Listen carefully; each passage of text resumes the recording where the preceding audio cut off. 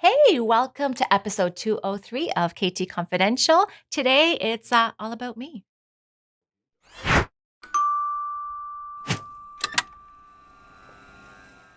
Welcome, Sylvia. Hello, thank you. This is KT Confidential, the real estate podcast, and today we have the pleasure of Sylvia Richards joining us. Oh, thank you. It's my pleasure to be How here. was your weekend? It was good. It was good. Good. Yeah, went to the fall fair, of course.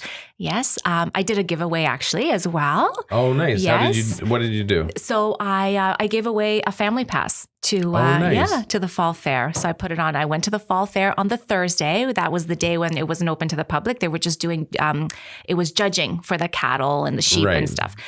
So I went there. I did a little video, posted on social media that I'm doing a giveaway, and non-spino to me, I had all these people like chiming in, and Nice. I gave it away to a lovely family that was able to go, and I've never met them before, but she put it out on her story. She had a great time, so Cool. it was exciting. That's fun. I haven't been to that fair for a very long time. Well, I haven't done it for a couple of years. This is the first year since COVID, I think, right? Yeah. And I would say it's been over a decade since I went. Really? Yeah, I don't know why. I just don't go. Yeah. But just because I get busy. But I remember going to the Derby. They have the demolition Derby. That was always a lot of fun. That was And I know they had that again this year. Yeah. So that would have been fun to go to. We've been going since we had Lucas. So we've been going for 15 years. Never missed a year until COVID. Right. So this was our first year back after COVID, like you had said. And it was great. The Derby was a little disappointing to me though. Oh, really? Yeah, because I guess there were supposed to be 4 cars, but 2 got taken out even before it started. So there was only 2 cars? So there was only 2 cars. Oh, that's not a demolition derby. No, we're used to like 10 cars down to 6. Yeah. I wonder what ended up with 2. They did say that there was another derby, I guess either the weekend prior or maybe on the Friday, where I think a lot of the cars sort of got demolished. Because I remember at least, upwards of a dozen cars, like you're saying. And it was quite loud the event. and long. Oh, yeah. Yeah. This lasted like 10 minutes. Oh, that sucks. The setup was half an hour. I'm glad I didn't go now. Yeah. Yeah. So you'd asked me before what I was doing. So the reason I didn't go, because I did want to go, and Alicia and I discussed it, and then we got totally sidetracked with stuff. Yeah. So for me, I ordered, I'm into smart home stuff. Yes. So I posted recently, I ordered 35 light switches. I saw that post. So I spent the weekend installing those. Very tedious. Not necessarily hard, but very tedious. Mm-hmm. Some of the wiring was tricky, but I got it all figured out relatively easily. But it took a lot of time. So is this just for your light switches? So Like all your lamps? Like is it? I got a bit of everything. So Okay. So there's different, when you're doing smart home stuff, there's different technologies you can use. So you can do Wi-Fi. Okay. There's another communication type called Zigbee and another one called Z-Wave. Okay. There may be more, I'm not sure. Anyway, so after doing my research, I chose Z-Wave, which is a bit more complex. Like Wi-Fi is kind of plug and play. You Right. connect it to your Wi-Fi. You use the app for on your that phone. company and it works. So the reason I went with Z-Wave is because I found it's more customizable, but it's it's quite complicated. Okay. So you need to have I ordered a little computer that I run specific software on it. Okay. So I was wondering like how they're all. Yeah. So you have this little computer connected all the time running a piece of software called Home Assistant. And you can use that to do basically anything. So my alarm is a smart alarm. So I can say to Home Assistant, I can say if my front door sensor goes, which means the door opens, turn the front hall light on.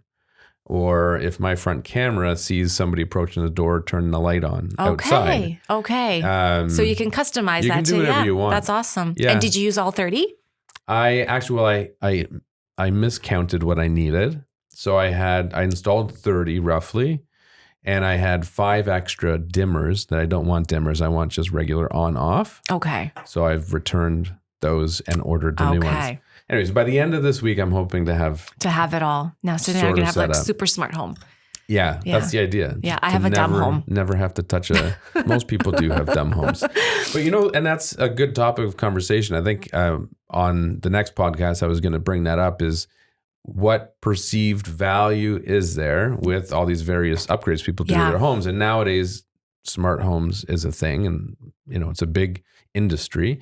And I'm curious what value people see in that when they're looking at a house. Yeah, that would be interesting. Yeah. But I think a lot of houses too, they don't even really convey the added value of it. Mm-hmm. So you might move in and say, oh, this is a Wi-Fi switch. Yeah. Right? You don't even know. Yeah. So those things are kind of nice to promote before you sell it. Oh, for sure. Maybe give you some more money. Yeah. But today's topic, you were leading into it nicely before when you talked about how you went to the fair, got the family pass, and gave it away on social. So today I wanted to, first of all, celebrate your recent 1-year anniversary. Congratulations. Thank you. Thank you. And I just want to talk about you. Oh, I wanted to find out, tell the audience how your first year has been, to kind of give people an idea for what works, what doesn't work. Should they transition to real estate? Not long ago, we had a podcast with Steve Bruman on here. I was chatting with him. He transitioned at the age of 50 into real estate, and he's doing great, and he loves it. I think most people at that age are probably like, they feel stuck, right? Right. Like, I've got another 15 years to retire. I'm just going to stick it out. Yeah. Which I don't 15 think years is a long time, right? So if you're doing something you don't love, that is a long time. Yeah. If you look back the last decade and think of what you've accomplished, you've got, and I would think you could accomplish things quicker as you get older because you're more experienced. Yeah, for sure. So we'll start off by telling our audience at what age you transitioned to real estate. So a year ago, telling people your age here. Yeah, I don't mind. Or you can give a range if you want. No, so I'm in my 40s, so 43. So I was 42 when I started. And what did you do then before real estate? I was at the school board. Okay, so you worked for a school board. I worked at the school board. And you transitioned to real estate. Yeah. And what inspired you to do that?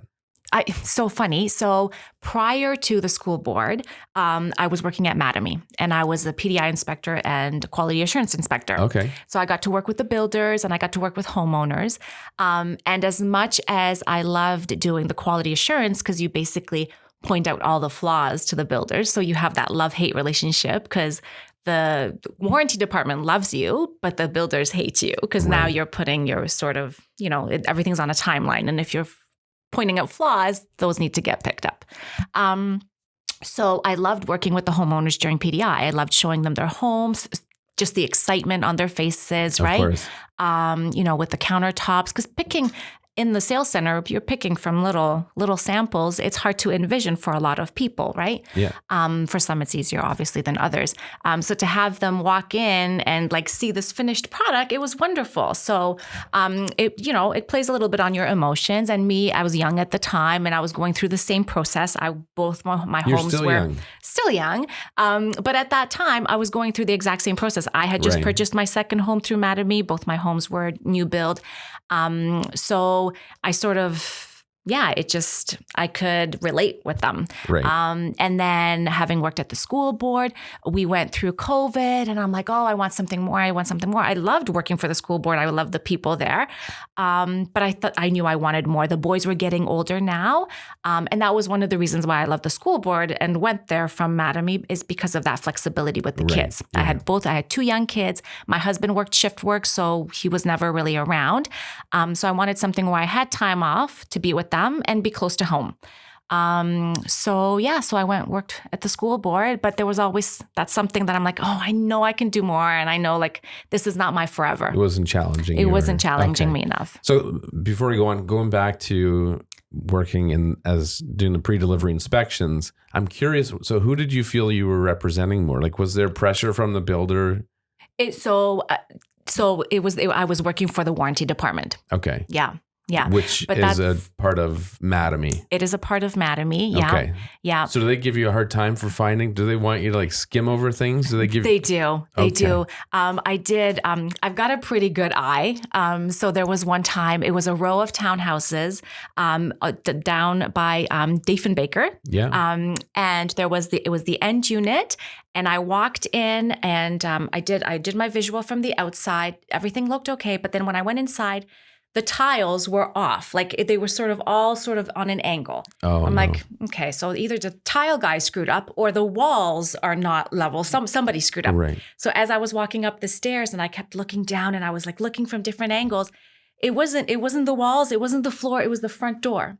Oh. So I walked outside, I sort of looked at the bricks, looked at the layout, and sure enough, that whole front of the house was just slightly off, but enough to now that I saw it, I saw it every time. So that's a big deal. That's a lot of labor. That's a lot of extra days. So for reasons like that, builders didn't like us. Of course. But so you pointed that out. But yeah. But ultimately, you're there for the homeowner, right? Because if I don't pick it up, chances are they might pick it up on their PDI, and then at that time, it might be too late to make those fixes, right? Yeah. So is that a time when people would bring a home inspector? During the PDIs? Yeah. You could. I've never experienced an inspector because during the quality assurance, that's sort of what we did. Right. Yeah. Okay. Yeah. And that was usually anywhere from about 3 to 4 weeks prior to the PDI. Right. Yeah. Okay. Yeah. And so you transitioned into real estate and you joined our team. Yeah. And a few questions for you. So I've made a few notes here. So first of all, actually one that came up today, because I'm looking at getting a new vehicle, and they asked me how many kilometers I would need for a lease. Yeah. I said 20 would be plenty. That could be different. I've only done less than 10,000 a year over the last 3 years. Oh, wow. But throughout and this may not be a good time to ask you because COVID is times were different. Yes. We weren't commuting as much. Right. But how many kilometers do you think you drove in your first year? Oh gosh. I don't know, but a lot than I was used to. Okay. Because I worked in Milton. I shopped in Milton. My kids, other than for hockey, we didn't really have to travel. Right. So yeah, when I first started, the market was super hot. So I had a couple buyers in Toronto looking for condos, and I had them in Cambridge. So it was like constantly back and forth. Yeah. So I did a lot of kilometers. Okay. Yeah. How many? I don't know. No idea. Okay. No. And it's probably not a fair question to ask because during COVID, it was definitely less than it would be outside of those times. Yeah. So a year from now, I'm going to ask you again. Okay. So make a note. Yes. So I'm going to make a note. Your accountant's going to want to know anyways. I should know, right? I should know how much mileage because it's funny. I just took a picture of it recently for my, because I had to renew my sticker. Your license or whatever, your sticker? Yeah. Okay. Yeah. I often just make that number up. It's funny you say that because I did get a new car for real estate purposes because my CRV was like, I love that car to death, but it was 13 years old. So you don't know how many kilometers, when did you get the car? So I got it August of last year. And you don't know how many kilometers are on it? Approximately? I would say, I don't want to guess. No, I don't want to, because I'm going to throw out a number and it'll be like ridiculous. Okay. Yeah. We'll find out. We'll find out. We'll get back to that question later. Where would you, I guess, so getting into real estate over the last year, how have you found family and friends in terms of a source of business? Because a lot of people, I think, get started and they assume that's where their business is coming from. Yeah. How have you found it? So my first transaction was my parents. Yeah. Aside from my parents, I haven't dealt with any family or friends. Just because I guess they're not at that point right now in their life where they're needing, to purchase or to sell. So let me rephrase that. So have you had any close people to you, family or friends, move or purchase an investment property and not use you? No. Okay. No. I did have one set of friends that actually needed a condo for their parents that have used me. But other than that, no, there's been nobody that's moved, purchased an investment property or sold a property that I know of that's close to me. Okay. Yeah. Well, that's good. I would go after them. I would totally go after them. What are you doing? Maybe that's good. You're maybe very close with everybody. But I think that's a big misconception that people have is that they assume that by default, and getting their license by default, those close to them will automatically go to them. Yeah. And that's not always the case. Quite often it's not the case. And I think for people getting into the business, it's important to understand that it's a big decision. Mm-hmm. It's a big financial, it's a big transaction. There's a lot of financial implications if things go wrong. And a lot of friends and family don't want to put that on or bet their relationship on that. Yes. Right? Yes. So I would almost say you kind of have to rely on the fact that it's realistically not going to happen. Yeah. Parents, maybe. Yeah. But even then, like, it's I guess hard. It depends on how much they trust you, right? Yeah. So you really have to convey to them that you're competent. Yeah. And, there's a lot of people in this business that are not. That's, outweighed by those who are, I would say. But it's I guess you can rely on them for references, right? Referrals. So. I would hope so. Oh, that's the best is I'm going to use this person, but I'll refer you. Right? Like, oh, go to hell. I don't need your referrals. Yeah. Realistically, yeah. That happens. Yeah. I had that happen recently. Really? Even after a decade, I don't get every deal.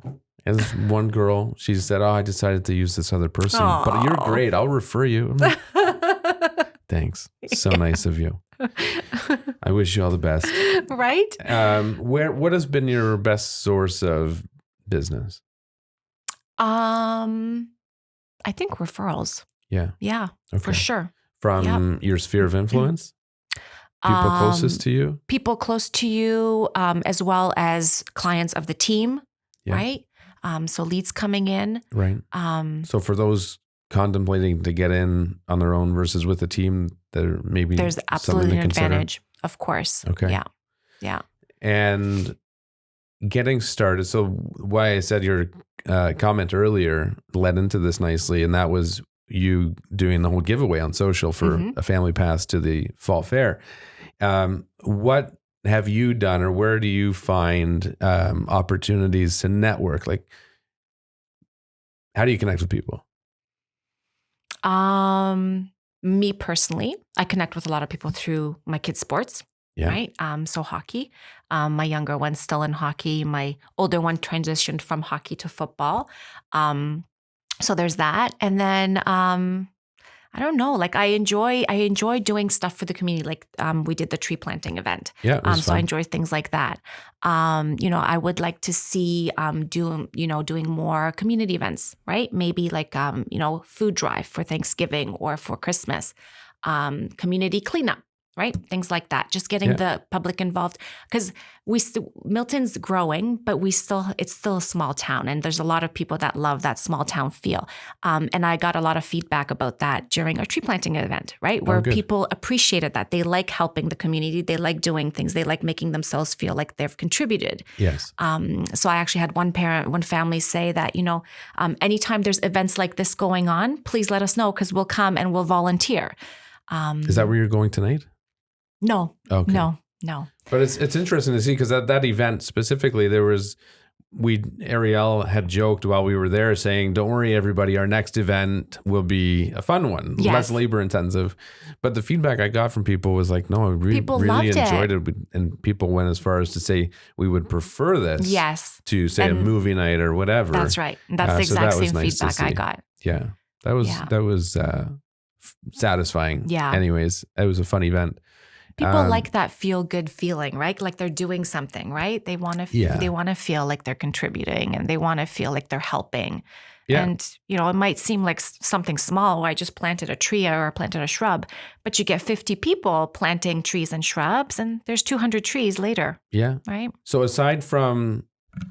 are there any things you are doing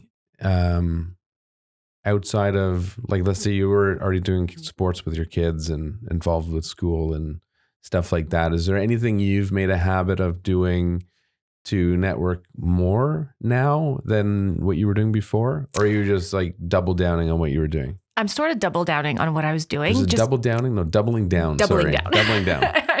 I just repeated. Yeah, I know you did. It's not your fault. That's why I'm correcting us on my behalf. Yeah.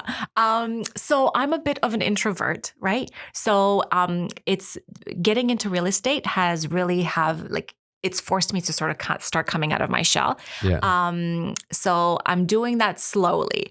So right now I'm just I'm focusing on what I have accessible to me, which is my sphere of influence. And sort of pursuing that a little bit more. That's good. Well, I'm much the same. I'm 100% an introvert, and I feel awkward in environments where there's large groups of people. I'd much rather have one or two people and that's it. Yeah. So it takes an effort to get comfortable in those scenarios, and you may never get to that. Right. And I haven't. I always feel a bit awkward, but I enjoy it still. Yes. And I work myself up and try to get excited it's enjoyment. about it. Yeah. Yeah. But Grant Cardone says it really well. He just has something about you just have to get beyond obscurity. You got to make sure people know you. Right. And, being an introvert poses some challenges with that, where somebody who's an extrovert may more easily accomplish that. Yes. But people who are introverted can do it too. Absolutely. For me, what I did was I came out of an industry where I was confined to an office 7 days a week, 10 to 14 hours a day. I was never available. So as soon as I got out of that business, I just started hanging out with friends again. And I would go to the pub more often. I would, go hang out with people. And through that, I made so many connections, many of whom are friends to this day. Some I can think of on the top of my head that have referred probably a dozen people individually to me over the last 10 years, 11 years. And that's how I did it. And it was fun. Yeah. Right? So you find ways that you enjoy doing it. Yeah. Yeah. So, now back to the tree thing. So we needed volunteers. So we had the team, everybody went out to find people to come. Yeah. And you had a family come that you didn't know at the time, but you're going to see them tonight. Yeah. How did you connect with them? Social media. Okay. So I put it out. They were ones that I put out through on Facebook. We have a neighborhood chat. And I put out this event and they responded, yeah, please sign us up. We'd like to come volunteer. Nice. So I had 3 families like that actually cool. I didn't know. And they just sort of came out and did that. So it's great. So that's fun because that's a comfortable way for somebody who's introverted to meet people. Yeah. Because you get to meet each other virtually, online. Yeah. And then they attend a big event where, you don't feel uncomfortable because everybody's doing their own thing. And it wasn't a forced sale. They volunteered. They're nice. Yeah. And now maybe friends for life. Who knows? Maybe. Yeah. You never know. You're going to see them tonight because they want to know how much your house is worth. Yeah. So that's great. Yeah. It's very exciting. Plant a tree, sell a house. That's right. Make a friend. Yes. And have fun doing it. The circle of life, right? Yeah, exactly. What does your daily routine look like? Do you have one? Or are you working on it still? I'm still working on it. I'd like to say I have one, but it's still hard not to get distracted, right? It's still hard. I find if I'm away from the house, now it's a little bit easier because now the kids are in school. But because Steve works shift work, when he's home, it's not that he's bothering me, but he thinks I'm accessible because he's not used to me working from home. So when I'm working from home, he thinks that, it's okay. She can pause whatever she's doing and come spend some time with me because we haven't seen each other in days. Right. Yeah. So that's a little bit tough. So what are your top 3 distractions? Housework. Yeah. Family. Okay. And cooking. Okay. Yeah. So housework is self-induced. Yes. That's you probably saying, because as I'm sitting in the office, I'm like, maybe I should wash the windows or the shutters need a little dusting. I used to do that when I first started working from home. It was a hard transition. I'd be okay, I'm going to go downstairs, get a coffee. Yeah. And that coffee, whereas at work, going to make a coffee would take 5 minutes. At home, going to make coffee turns to half an hour, maybe even an hour. Dishes need to be done. Oh, the dishwasher is clean. I'm going to empty it. Oh, Exactly. Right? Yeah. So, okay. So cleaning, I don't feel bad for you. It's your own fault. Distractions from family. It's a learning curve. Yeah. I went through it, especially when Tessa got to an age where she was more free and mobile. Yes. And she would, I was always stuck up in my office upstairs, which is now one of their bedrooms. And she would just come in and interrupt me. Yeah. And it's tough because I'm very focused and I still was nice to her. Yeah, but you don't want to brush them off. I just kick her out the door and say, go see mommy. But I don't want to brush her off for sure. But it did become an issue and I recognize that. So that's when we got this office because Ariel and I were at a similar stage where we're just like, it's too many distractions at home. So we need somewhere to go. Yeah. And now that we have this, it's kind of nice to have, you kind of bounce between both. Yeah. But yeah, the whole family, your kids are older than mine, so I don't know how that would be. But I mean, with Alicia, I guess I can relate from a spouse perspective. She's always been really good. She does her thing. I do mine. We always, we'll have lunch together and stuff. But for sure, it takes some getting used to. Yeah. Yeah, for sure. You got to set them straight sometimes. I'm not home right now. I'm not home right now. Yeah. Never mind. I can hug you later. And what was the third one? Or was that? For cooking. Cooking. Food. For who? Oh my gosh. So Lucas, he's going on 16. He could eat 24/7. Okay. 24/7. I will make a huge meal thinking it'll be enough for tonight, leftovers for tomorrow. It's done before the day is over because he'll have his share, like he'll have a second. And then just before bed, he gets hungry. So he wants another snack. So He's 16 years old. I know. He's 16. He's going on 200 pounds. He works out every day. Yeah. So he blinks. He eats a lot of food, I bet. Oh, yeah. He blinks and he's burning calories. Right. So, yeah. You can't just say, go make yourself a peanut butter sandwich. Something. No, because I can't keep up with the bread. I go through so much bread. Oh, because if you leave it up to him, he just picks the easy stuff, which is normal. Yeah, because it's too hard to wash an apple or cut up carrots or peppers or cucumbers. Well, you just need to pre-cut it on Sunday for the whole week. But then it'll be gone in one day. Oh, if it's available, he'll eat it. Yeah. That's Which tough. is a good thing, but you can't keep up. Yeah. Yeah. That's tough. Yeah. Yeah. I guess every age has its challenges. Yeah, for sure. Yeah. Mine is that they won't eat. They won't eat. You can't make, unless it's macaroni and cheese or pizza. And even Goldfish. Pizza quite often. Chicken Goldfish. nuggets. I have a problem with goldfish. I was going to say fetish. It's not a fetish. I do not have a fetish. I have an obsession. I'm addicted to goldfish. You are?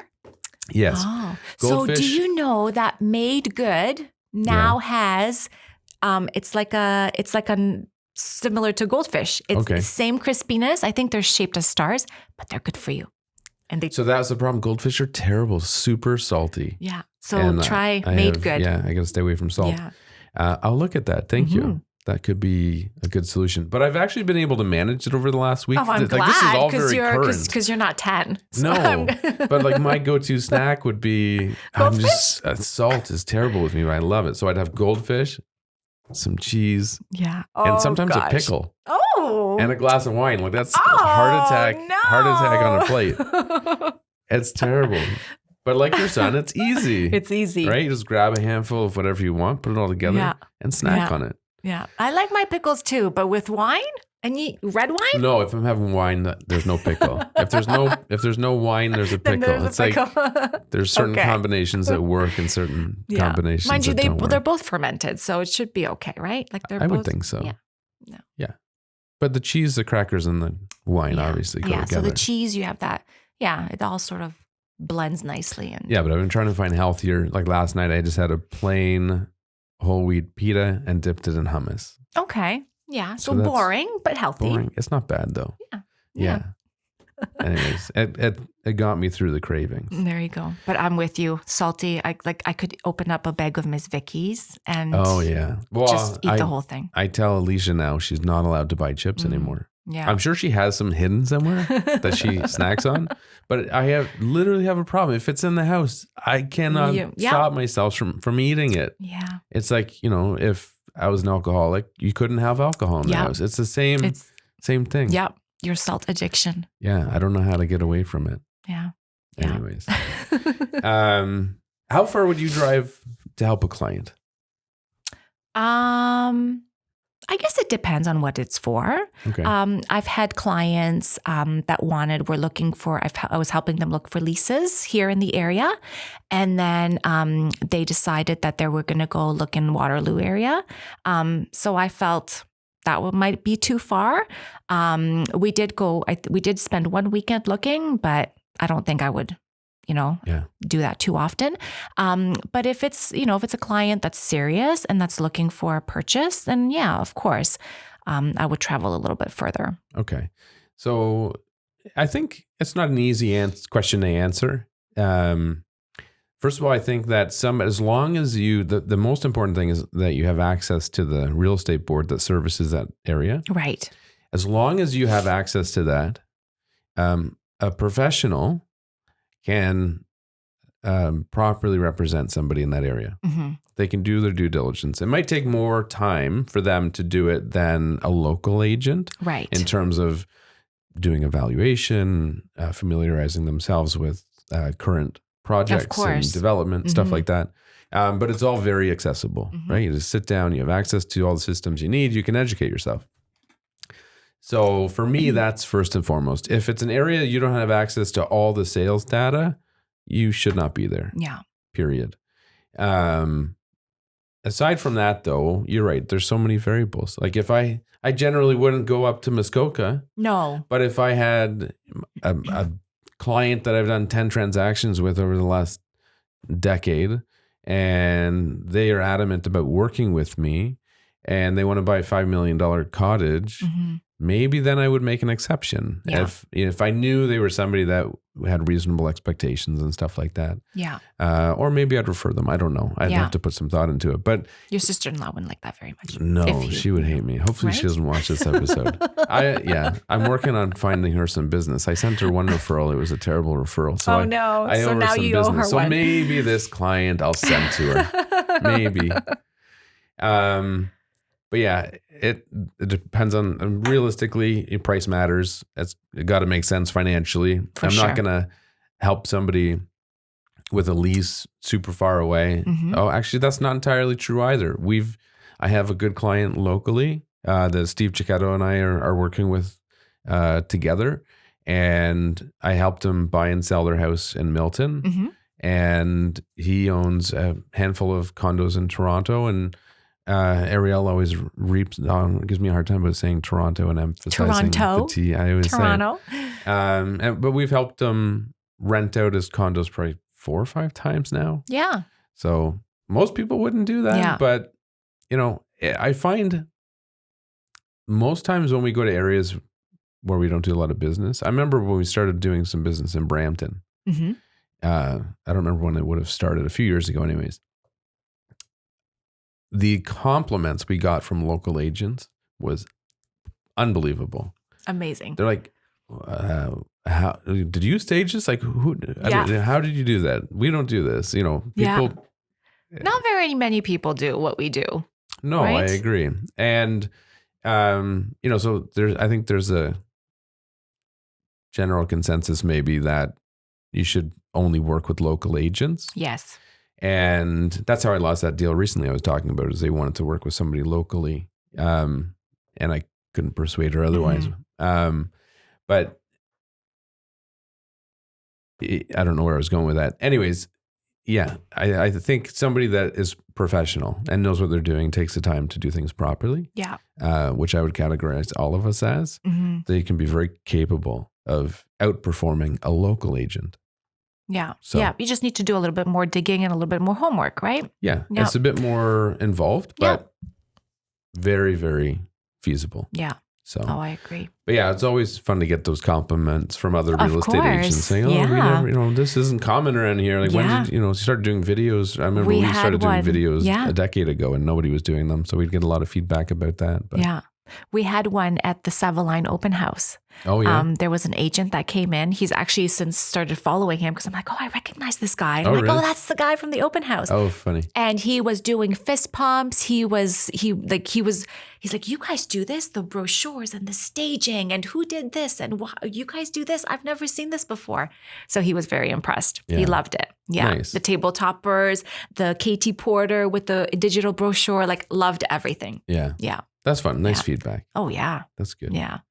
Yeah. Especially from a realtor, right? Yeah. You'd think he was on our team because he was super excited and very vocal about it. And cool. it was a full house. That's nice. So it was pretty cool. That's the image we're trying to make. Yeah. So I'm glad it's being received recognized, that way. Right? Yeah. Yeah. So congrats on your first year. Thank you. Thank you. To wrap this up, where do you foresee yourself a year from now?